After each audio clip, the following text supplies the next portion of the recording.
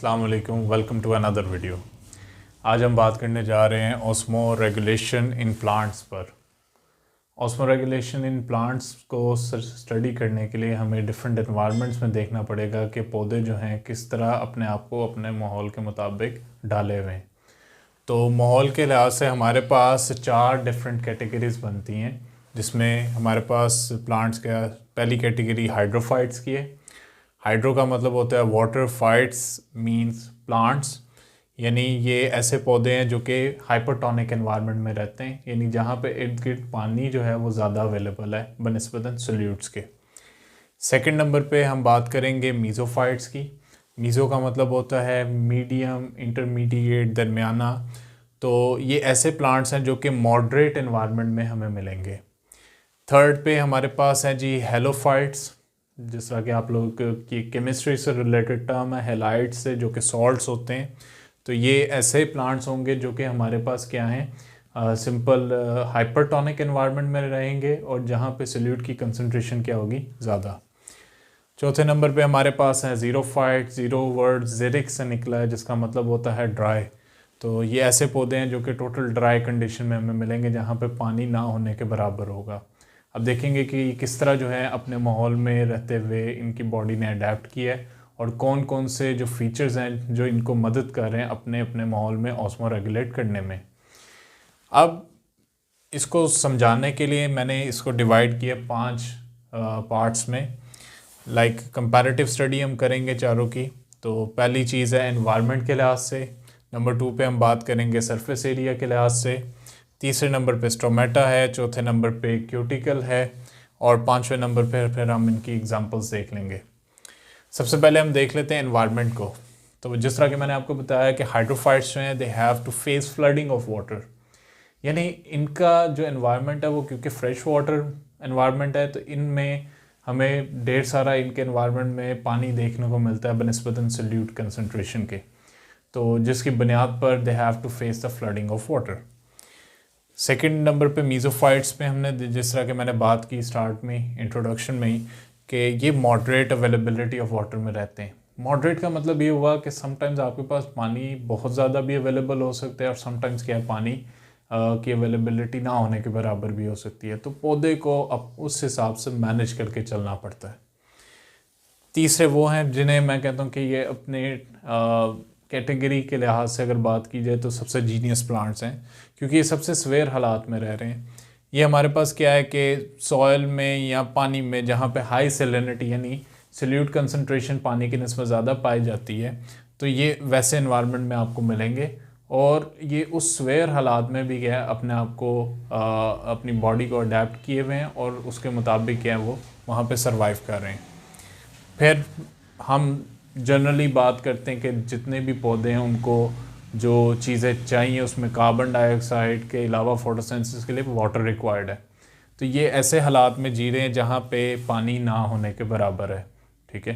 तो लेकिन फिर भी इनके अंदर कुछ अडेप्टिव करैक्टर्स हैं जो कि इनको सरवाइव करने में और सिंपली क्या है कि अपने माहौल के मुताबिक अडेप्ट करने में मदद करेंगे। तो they are living in the dry condition.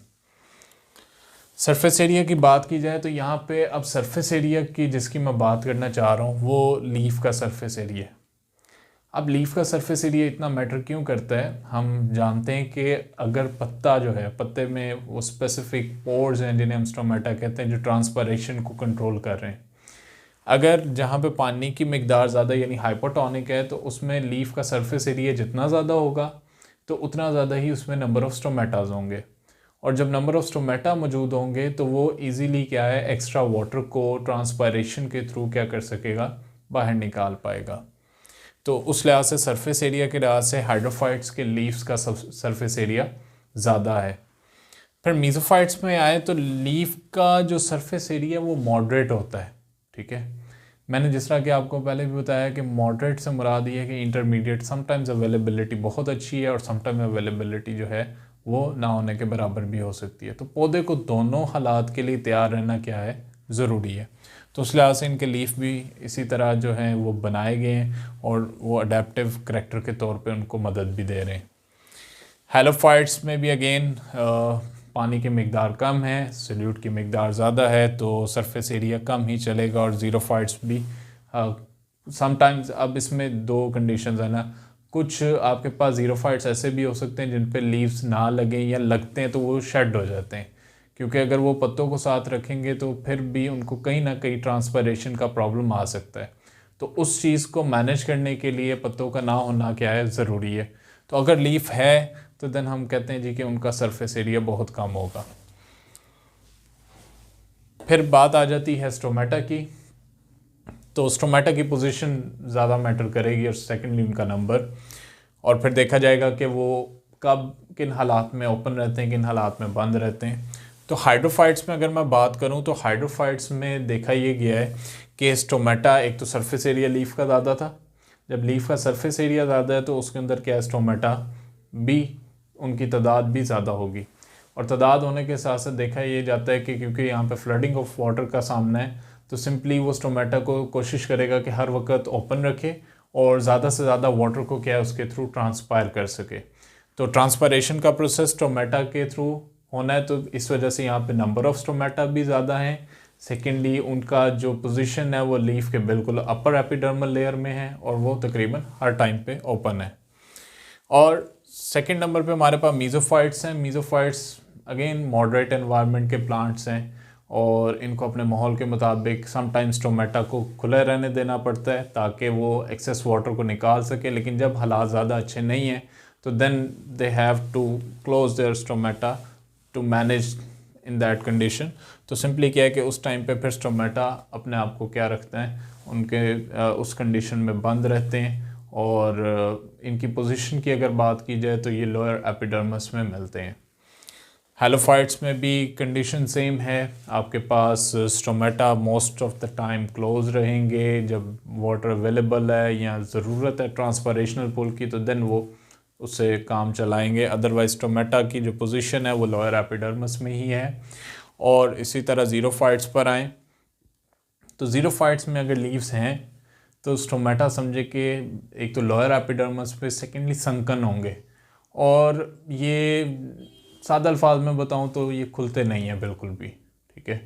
तो क्योंकि खुलना इनके मौत के बराबर है, तो ये कोशिश करते हैं ज़ीरोफाइट के इनको किसी तरीके से, पहली बात जिस तरह मैंने आपको बताया कि लीफ या तो शेड हो जाते हैं या देखा ये गया है कि सिंपली वो फिर स्टोमेटा जब वो इतने डिप्रेशन में मौजूद होते हैं कि वो ओपन भी नहीं होते और उससे ट्रांसपायरेशन जो है वो नहीं होती।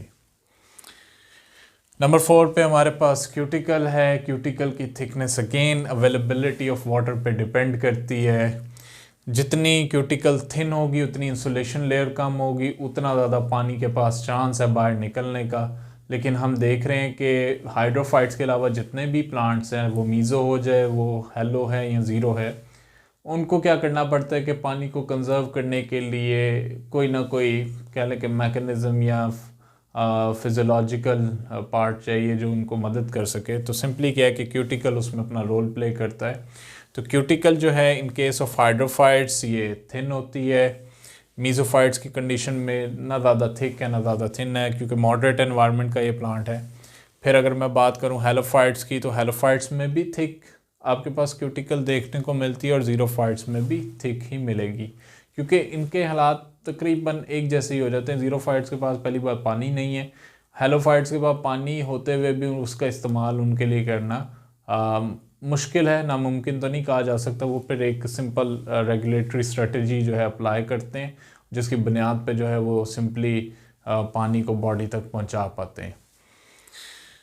नंबर 5 पे अगर बात करें तो एग्जांपल्स हैं। एग्जांपल इसमें कई किस्म की कोट की जा सकती हैं। जनरली आप यहाँ पे हाइड्रिला, लोटस और वाटर लिली की एग्जांपल दे देंगे हाइड्रोफाइट्स की कंडीशन में।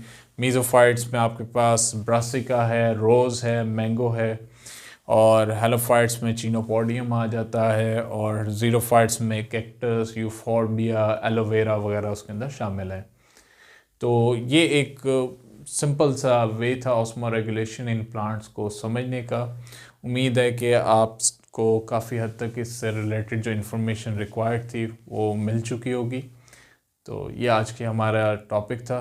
बाकी इंशाल्लाह नेक्स्ट वीडियो में आपसे होती है मुलाकात एक नए टॉपिक के साथ। तब तक के लिए अल्लाह हाफ़िज़।